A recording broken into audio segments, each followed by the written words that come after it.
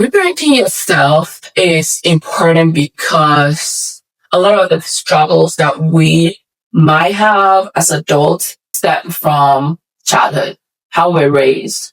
And especially if you're raised in a household where it might have been chaotic, you might have experienced maybe parents fighting a lot, you might have experienced separation, divorce. It's not the separation or the divorce, but the way that the rupture happened and the lack of maybe conversation with the children regarding what happened. It's not about what's wrong with you, but it's what happened to you. So if you have what I call crappy childhood or chaotic, uncertain environment growing up, if you have abandonment of either parent or both parents, if you end up in foster care, or especially too for my folks who might have been adopted, all those factors will be essential in looking at reparenting yourself in the sense where the support, the love, the affection, the consistency of caregiver that you needed when you're a child, you can give that to yourself. When you see it that way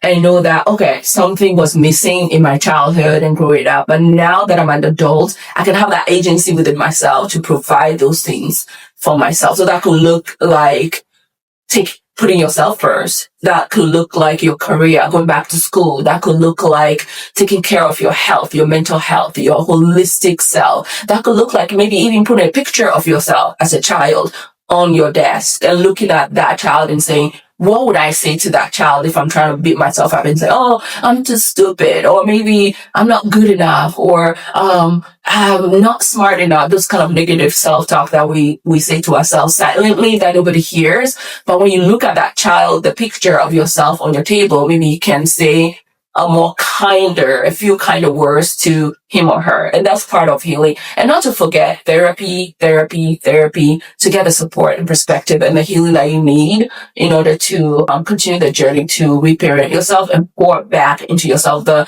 stuff that your primary caregiver, your parents, your grandparents, your uncles, whatever, couldn't give you as a child. But now you can do it for yourself and minimize and manage your anxiety and maybe depression that can come from untreated crappy childhood.